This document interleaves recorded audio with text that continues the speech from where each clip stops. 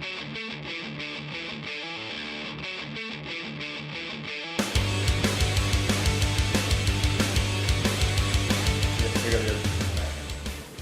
what's up, guys? That's Anthony. That's Don. And together we're bringing you another segment that we like to call No Talk. This is the Icarus Account from Fort Myers, Florida. This is Trey and Ty coming to hang out with us for a few minutes. You guys want to introduce yourselves, maybe give a little bit of background? Sure, yeah. I'm Trey. This is my twin brother Ty. We're the Icarus Account. We're the Icarus Account. Yeah. We've been playing music for a few years now, doing it. Started back in college more than a couple years ago, but not that long. But yeah, started playing music in college and started playing local coffee shops and stuff, and one thing led to another, and now we get to tour around the country as a full-time job, so It's a fun time. it's fun. Better than a normal job, for sure. Right. Yeah, there's a lot of hard work and dedication to it, too. Oh, yeah. What made you guys decide to kind of go along with the acoustic act compared to being like in a electric rock band or anything like Yeah, that? well, we loved like pop punk and screamo and stuff when we were in high school, and so I mean we always had little garage bands in high school where we played heavier stuff, and then Whenever we tried to put drums to our music, people didn't like it as much as acoustic. See, now, I take offense that I'm a drummer. So I'm not. I always wanted to we be a loved drummer. it. I mean, we Yeah. thought it was awesome, just I no mean, one else did. We grew up playing like Blink-182 and stuff like that, and covering, like you said, all these pop punk bands and stuff. But I think we started playing acoustic guitar around like we picked them both up at the same time, and for whatever reason we started writing on acoustic because we didn't know enough talented drummers. So then when we played in the coffee houses, everyone loved it, and then we started trying to add drums to it, and everyone was kind of like, yeah, I think I like it better when you guys were acoustic. So we just kind of stuck with it. It was definitely a simplicity thing. Yeah. I think us being brothers, you know, it's like we were always looking for that one other person to play drums or bass or something, and then But two of all of us a were always sudden, there. yeah, all of a sudden the light bulb went on. And it was like, dude, if we just play acoustic, we can play the show with just us. We don't have to- we don't need anyone else. So that was kind of how it started, and then it just grew. You know, we just did it for fun, and you know, loved music, whether it was playing with a band or acoustically, and then it just kind of grew, and so we just stuck with it. Okay. And See, then you, tell their brothers too. Yeah. I mean, the beards kind of look alike too. Yeah. Might be a little lacking. But Yeah. eventually. Yeah, but he's got more of the playoff beard than That's right, dude. I just trimmed mine. Yeah, right. I look weird. I look That's weird with a amazing. beard. Yeah. Well, yeah. I mean, up here it's just pubes. There's no, but you know, Now we read you guys have 7 albums. Is that right? Is this true? I hope it's not that many. That's a Is it lot. that many? Freaking albums, dude. Oh my we god. tried doing our research the best we could. Right. It's got 7. I think we don't usually count the first EP, so we count it as 6 A usually. lot of bands. But yeah, technically 7. Yeah. Okay. That's crazy. Now this new one, Girls Like You. Yeah. Correct. What were your guys' influences behind this new album? I don't like people influence or like music influence. Just in general, what was your drive behind the writing in this album? Actually, I think the oldest song on there is called "You," and I wrote that in like 2010 or 2009, actually 2009, 2010, and yeah, and then 4 years later, we released it. So I mean, there's songs about a lot of different stuff. We pulled a lot of different inspirations. His wife obviously inspires him to write, and I pulled inspiration from a couple different things. And I don't know. I'm married and my life is happy, and so I have these really joyful inspirations that inspire me to write awesome, happy songs. And I'm just Ty's just depressed, writing about his breakups in 2009. Like, get over it, bro. No, yeah, it's pretty funny to have a song on an album in 2014 about something that happened to me like 5 years ago. So. Well, actually, Girls Like You, the title track, was kind of about that same breakup. About getting cheated on. Yeah, he had this girlfriend for 5 years, like from high school. Sorry, to we answer questions really long. That's Okay. fine. We're okay with that. But so it's funny how this stupid girl keeps coming up in our music. Well, She keeps trying to get The rid of thing her. is, it's like no one's really mad about the situation anymore, but it was a lot of good writing material. Like it made for a pretty good story because she was crazy. Yeah. I mean, I guess kind of just trying to come back to the original question, the inspiration. I mean, we're inspired by so many different things with our writing, and most of it's our life experiences. Okay. For sure. I mean, whether it's breakups we've gone through, I got married a couple years ago, so that's a big part of it. Our parents got divorced around the same time, so that was like another emotional trauma that we try to pull pulled from. And then sometimes, now we're kind of having to realize that we're professional musicians. Right. So we're also not just writing as an emotional release, we're also writing because it's our jobs. And so that's always a kind of a fun little tug of war of like, oh, well, I should write today because we need some new material, but it's different. But I think with everything we really try and tie it back to real life experiences and really kind of draw back to, because I think you really need to feel the song. And if people don't believe you singing it, then it's not going to resonate with them. And so that's what we always try and do is like whenever we release just try to be real. Yeah, we try and be authentic to where someone can listen to the song and feel the emotion and understand that there's something real behind that. It's actually kind of nice to hear somebody say that. I mean, everything nowadays feels like it's getting so saturated. Yeah, it's just watered down. Everybody's just trying to get some noise out there and hope it hits. It's kind of, it's humbling. Yeah, I mean, everyone wants to write the hit, but there's not always heart behind that. You know what I mean? For sure. All right, no one wants to be like Nickelback, right? Yeah. I mean, hey, Give me this food. I would take it, man. If I was that big, I would get beers thrown at me on stage. I'd be okay with that. He does. Sadly, I've seen him twice. It's happened. That's crazy, man. Okay, wait, hold on, back up. You've seen Nickelback twice? Like, Let's turn this as we're making into fun, let's interview you. Now back to you writing stories about this crazy ex. Him and I can write songs all day long about both our past relationships. And our, Dude, both of us are divorcees. So Oh, really? Yeah. Gosh. kind of in this like Crazy. range. Dude, it happens. It was more so her doing for seeing Nickelback. I will say they definitely know how to entertain a crowd though. They know how to entertain a crowd, but his voice it's Yeah. not for me. It's all good, man. Now, Live and learn. so you guys are unsigned. Yeah. So no record label at all? No, we've been unsigned and doing everything ourselves since day one, pretty Have much. you guys had maybe any labels come to you and give you offers or anything? And We've had a few things. We've had offers here and there over the years. Nothing worth taking. Right, exactly. I mean, we figured out pretty early on that the music industry was changing, and it was changing fast, and there weren't a lot of good deals happening to bands that didn't already have a fan base or a following. So we kind of just took it on ourselves to say, hey, like we know we're not going to get this great deal, so let's just kind of make it happen on our own. Right. And if we're doing that, the deal will come. Yeah. And if a deal never comes, if we're still doing that and doing it successfully, then why do you need a deal? Right. From my personal experience, I mean, like I said, I was a drummer, played music in a band a little while back, and we had the same kind of issue. But our thing was, if we didn't go with any of these record labels and so on and so forth, we got to keep all of our stuff. Right. There's nobody standing behind me telling me what I can and can't do. Nobody going, hey, that song sucks, write a new one or something like that.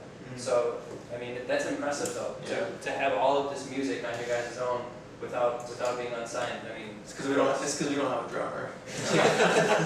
I mean, do you guys have people telling you, hey, that song sucks, don't put it on your album? No, I mean it's mostly just the two of us The two of us, telling each yeah. other that our songs suck. Yeah. And we can't put it on the No, album. we do a pretty extensive self-evaluation before we release material. Yeah. We're always running ideas by each other, and before we record, we self-produce most of our stuff as well. Right. So before we actually put it down Make sure everything's on good. tape and release it, I'm playing for him. I'm saying, hey, do I need to rewrite this chorus? Do I need to do anything? So there's a lot of that, and it's nice. I mean, even going back to the whole emotion and the song thing and all that. I mean, it's like yes, we want a song to be a hit, so to speak, but we don't have to cater to that because we're unsigned. We can release whatever we want whenever we want to. Do we want. And it's kind of cool. I mean, it's kind of nice. I mean, I think it definitely gives us kind of a closer interaction with the fan base and stuff, being able to do that and having that flexibility.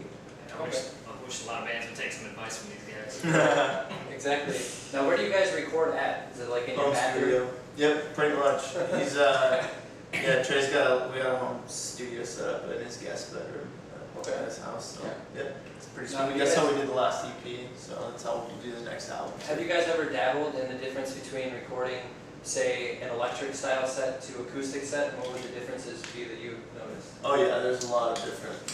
Yeah, I mean, I think as we've grown, we've kind of realized that even acoustic music, at least when you're recording, any kind of recorded production, you want to be bigger than real life. So you're always adding extra textures, layers and stuff. So there's a lot of electric guitar work or bass or percussion or something. Like there's a lot of that stuff in our recordings. Yeah, it might not be right in the It's just front, not but yeah, highlighted. Exactly. Okay. But you know, we've done a few songs where we've kind of made that the focal point and made it more of a rock thing, or I guess I don't know, it was more like a power pop thing, yeah. And it was cool, but I don't think that's our best style that like best represents us. Yeah. And, you said you were married. We were going to ask you guys about your living situation. Obviously, that kind of answered our question a little bit. How about you? What's your situation like? Let's see. I live in Melbourne, same city he does, like 10 minutes away. So I go to the studio every day and record and stuff. And I'm dating a girl on the other coast of Florida, so I go see her, when I can.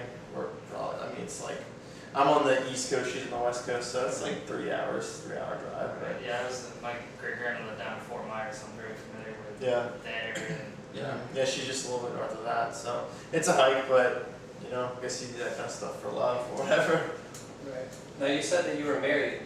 What kind of stressors does that put on you being a touring musician now?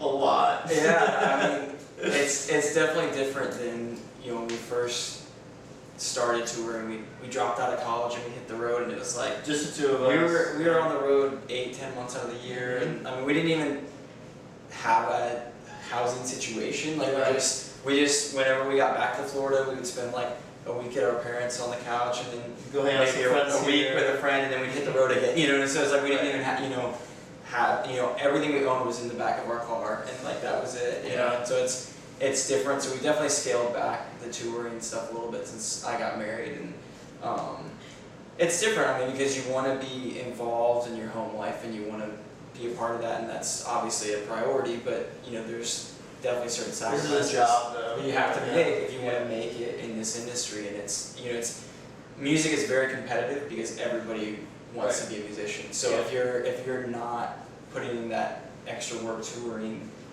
or recording, or spending the late nights, it doesn't get done. And then the next thing you know, it's been however many years, and you're falling back. If you're not moving forward, you're falling backwards. Right. So it's definitely been a balancing act for me and for Ty too. I mean, as we've tried to kind of navigate through, like, okay, how do I deal with having a very serious marriage relationship, but then also being very serious about being a professional musician. Both of us can kind of really, both of us, I'm still in the military, you in the military also, Okay.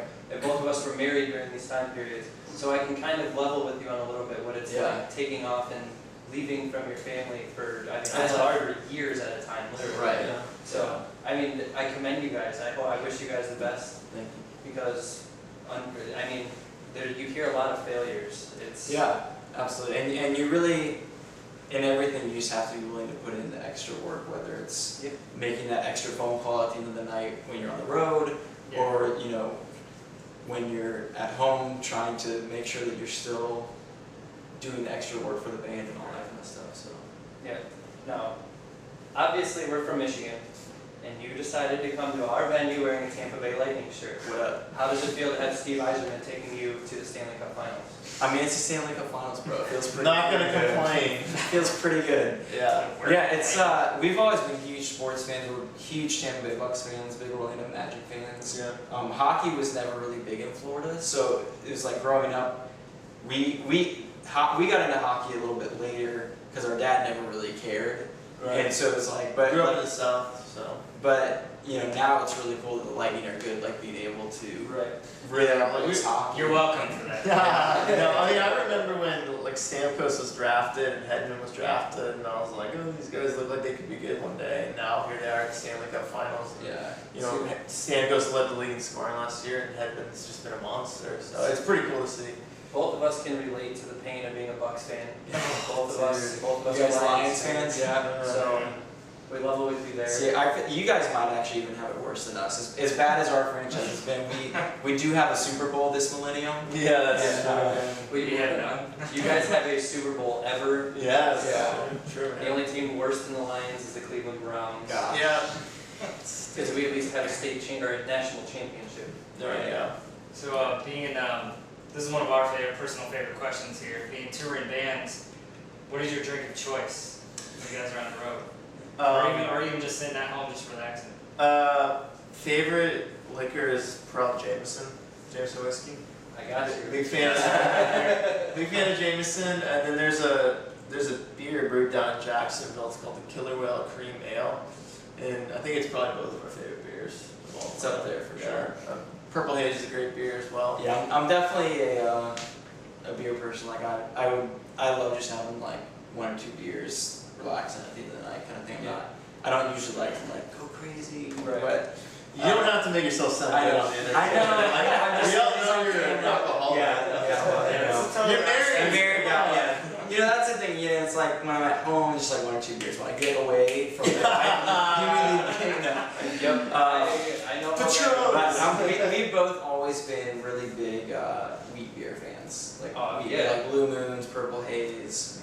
You know, so one of the coolest things about traveling So many is good beers. you find all the local microbrews and stuff, and so you get to try stuff all over No. the It'd country. be cool if you guys, unfortunately, you guys can't hang out up here very long too, but right around this area really is one of the best like brewery areas in the country. Yeah. Especially if you travel out towards Ann Arbor and stuff. There are Yeah. places like the Jolly Pumpkin and all that stuff too. Yeah, with the founders and We have Founders in Grand Rapids, It's pretty fun. and Bells. the Bells is is by really far my popular. favorite. Yeah. I'm not just saying that because it's from Michigan, but Yeah. not one beer I haven't liked by them. That's good, yeah. Yeah. Now, what do you mix with your Jameson?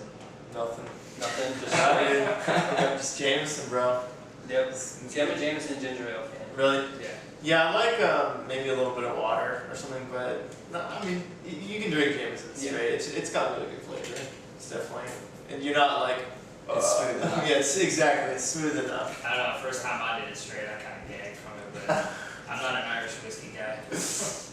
Right. So, obviously, you guys are brothers. So, what has it been like growing up together, spending your whole lives together, and then now you work together all the time? Does it ever get overwhelming? Every now and then it boils over. Have you punched each other yet? I mean, what, 2 weeks ago? 2 weeks Is that our last fist fight? Yeah, no, I mean, honestly, when you know somebody as well as your twin brother who you were born with, like, you're gonna butt Yeah. heads every now and then, and fists are gonna fly occasionally. You just have to learn how to deal with it and forgive and forget, you know? It's part of I don't know life. if the camera can see these muscles, but these have been here since birth. No, they So haven't. I learned pretty early not to get physical. So when fists fly, I just sit there and take it and just wait for the storm to pass. But Yeah. the nice thing about being brothers, and I think a lot of people would think the opposite, but I think for us, the beneficial thing about being on the road is that if we have an issue, we're not afraid to just duke it out and get over it And not- move on. and move on. Yeah. And so it's like, you know, we get 2-3 weeks into a tour, there's gonna be a day where one of us gets frustrated or, you know, something happens, but it's like, you just take 10 minutes, I say why I'm frustrated, he says why he's frustrated, and then like it's over. Hopefully it's over, yeah. Yeah, whereas, you know, if you were just in a band with your friends, you get home 6 weeks later and then the band breaks up because Yeah, you just that's- hate each other by that. Yeah. You know, because you never deal with the issue. With family, it speaks a lot for longevity. It's Yeah. much easier to continue going if it's just, maybe you guys don't need a drummer, maybe that'll Right. work you in the long run. Yeah, that probably make things worse. Exactly. Now, what would be, if you guys were to sit down and tell stories of your childhood, what would be some of your favorite stories of you guys growing up? Ooh, man, we've had a lot of adventures together. One time in preschool, some girl took like a car away from Trey, and he's like, Ty, that girl took my toy car away from me. I was like, which girl? Like, Trey was much more passive when we were younger, more shy than I was. So I like walked over to the girl and like took the car away and like hit her on the head with it. So I gave it back to Trey, and then we got separated in class. Like they made us go to different classrooms, and Trey cried until they brought us back together. So that was a pretty funny one. One of my shining moments. Yeah, I think, dude, there's so many. Done a lot. I mean, you know, we were always playing sports together. We went to different middle schools and high schools. Oh, yeah. And so in middle school, both of our basketball teams were really good. And so we were in like the district tournament. Semifinals. And we were playing against each other in the semifinals. And at one point, he went up for a layup, and I fouled him real hard because I wasn't going to let him make a layup. And so he turns around and sees that it's me and just decks me. I mean, just shoves me. So he, of course, gets a technical foul because the ref has no idea that we're brothers. Right. Because we're playing on two different teams. Well, see, I knew that no one else was douchey enough to do that except for you. I was like, there's no way anyone else in this gym would have done that except my so anyways, freaking my brother. team ended up winning, and those extra free throws certainly helped. But you know, we've always been competing, and we've got a lot of fun stories. And we always, you know, we play music together. We started playing guitar when we were 12. Yeah, we learned everything together. I mean, if one of us got into something, the other one followed shortly after. So we've had a good life, many stories to tell.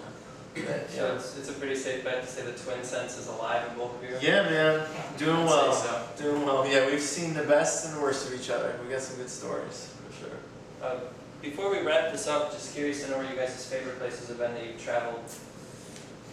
Besides Michigan. Yeah, besides Detroit, Besides the Ritz. Yeah, man. There's different cities we enjoy being in because the fans are so awesome. Like Minneapolis is, we have great shows there. We've always had really awesome shows. I don't know what it is, but they just love music there and they love our music, and so we always enjoy going to Minneapolis. And we've got some really tight friends there. And then there's cities like Chicago where we got family there. So whether or not we have a great show, we're gonna eat some awesome food and hang out with our family. So yeah, there's a lot of great cities out there that we love. I'd say Minnesota's probably my favorite to play. Yeah, there's so many cool cities, and I mean, even just driving through. I love going out to the West Coast because the driving is just so different. You've got So pretty, the mountains and all that kind of stuff. But you can't beat the big cities. I mean, anytime you play a show in New York City or Chicago or Seattle or LA or something like that. I mean, even Dallas is a really cool city. Right. I didn't expect that when I first went there, and then I went there and said, "Oh, this is a really cool city." Everywhere's so different food, different drinks. It's hard to pick a favorite for sure. Other than Detroit. Thank you, appreciate that. Alright, these guys gotta get going. So we'd like to thank them again, the Icarus Account, for hanging out with us. And again, that's Anthony. And that's done. And together, We are Nova Top. Thanks, guys. Peace. Hey, Anthony from Nova. Just reminding you that our show is sponsored by Audible, the audiobook kings. Audible is offering viewers of Nova and all other readers of The Pit a free 30-day trial with a free audiobook. Audible will kick back a bit of cash into the pit, and whether you stick with the service or not, the free audiobook is yours forever. So remember to visit audibletrial.com/thepit to sign up for your free 30-day trial and audiobook. Again, that's audibletrial.com/thepit. Thanks.